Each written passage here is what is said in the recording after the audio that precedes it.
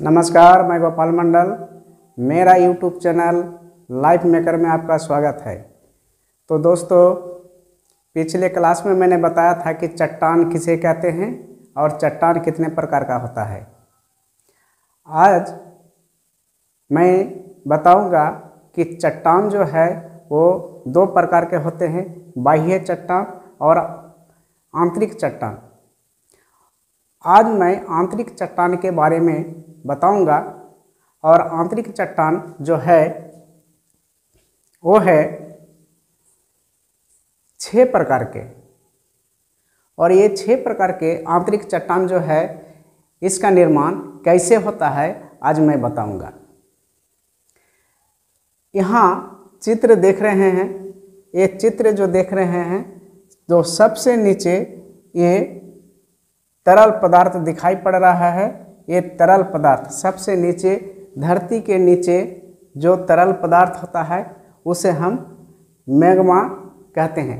यानी मैग्मा लावा जो है वो तरल पदार्थ होता है, और वह तरल पदार्थ जहाँ जमा होता है उस जगह को, उस स्थान को हम मैग्मा चैम्बर कहते हैं।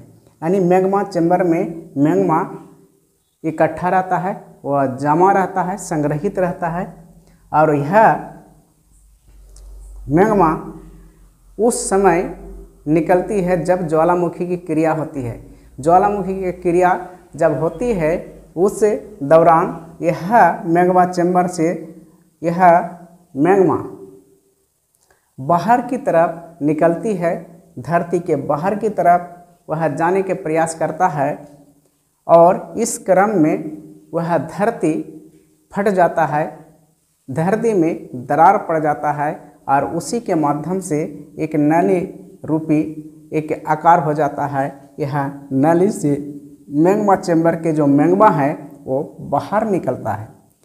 बाहर जब निकलता है तो यह मैग्मा बाहर, धरती के बाहर चूँकि वायु रहता है, और वायु के संपर्क में आकर यह मैग्मा ठंडा हो जाता है, और ठंडा होने से वह जम जाता है और ठोस बन जाता है।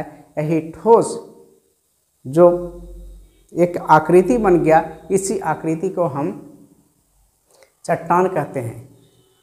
और इसी प्रकार का आग्नेय चट्टान का निर्माण हो जाता है।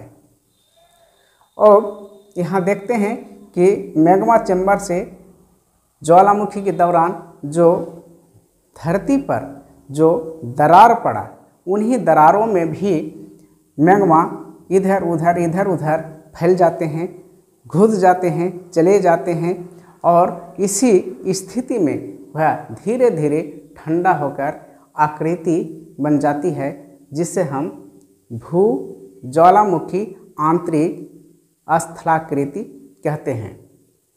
अब आंतरिक स्थलाकृति का जो निर्माण हुआ, इसे पहचानने के लिए इसका जो नाम है, इसको अलग अलग नाम दिया, अलग अलग आकृति का अलग अलग नाम दिया गया। अब हम देखेंगे कि इसका निर्माण कैसे होता है।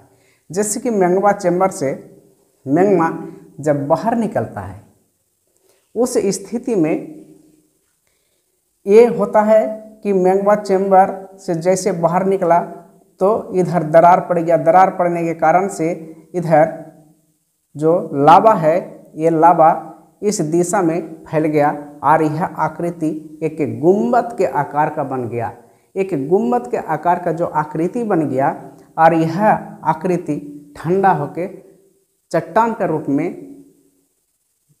आ गया और चट्टान बन गया। तो इसी स्थिति को, इसी आकृति को बैथोलित कहा जाता है।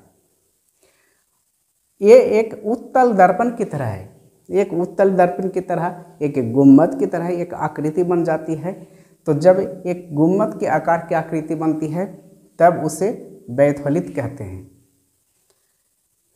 बैथोलित का ठीक उल्टा, जब अवतल दर्पण की आकृति बन जाती है, ये आकृति जब एक गड्ढानुमा आकृति बन जाती है, ये नीचे तरफ जब धंस जाती है, तो तब इस आकृति को लैपोलित कहते हैं। यानी बैथोलित का ठीक उल्टा, बैथोलिथ ऊपर की ओर उठा हुआ है और लेपोलिथ नीचे की ओर धंसा हुआ है। बैथोलिथ और लेपोलिथ में ये अंतर है, आप चित्र से देख पा रहे हैं। और ठीक है, लेपोलिथ के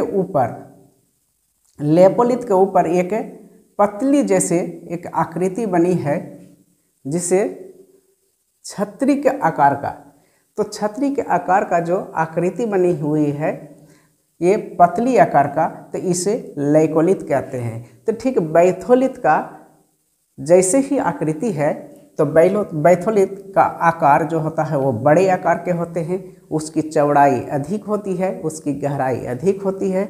लेकिन लेकोलिथ का आकार छोटी पतली जैसे होती है, इसलिए इसको लेकोलिथ कहा जाता है। यानी बैथोलिथ का ठीक उल्टा।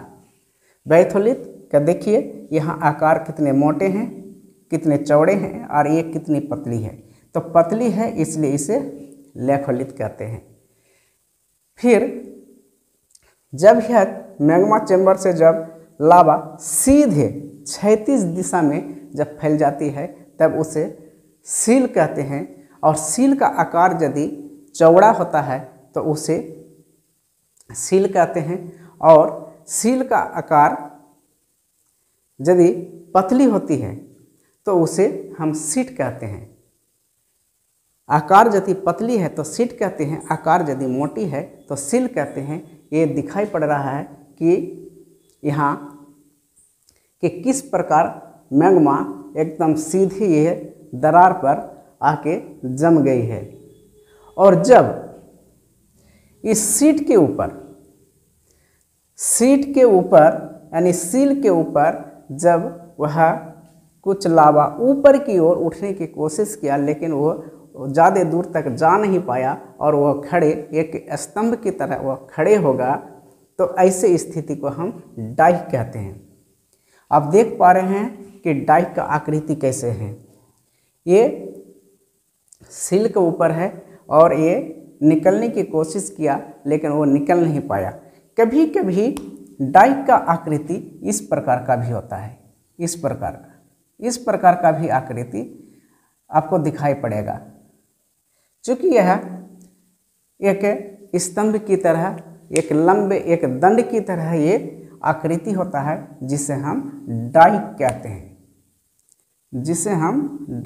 हैं, आगे चलते हैं कि जब ये नली से मैग्मा निकलते समय यह एक तरंग की तरह स्थिति में वह जब फैल जाती है, अवनति और अभिनति की आकृति में जब फैल जाती है, तो ऐसे आकृति को हम फेकोलिथ कहते हैं। और धरती के नीचे जितने सारे आकृतियां हैं वो आकृतियां तुरंत नहीं बना है, बल्कि धरती के नीचे जब मैग्मा फैलता है तब यह धीरे धीरे ठंडा होता है। और धीरे धीरे ठंडा होने के कारण जो आंतरिक स्थलाकृति है उसका जो रवा है वह बड़े बड़े होते हैं। रवा का अर्थ होता है उसका कण, टुकड़ा। और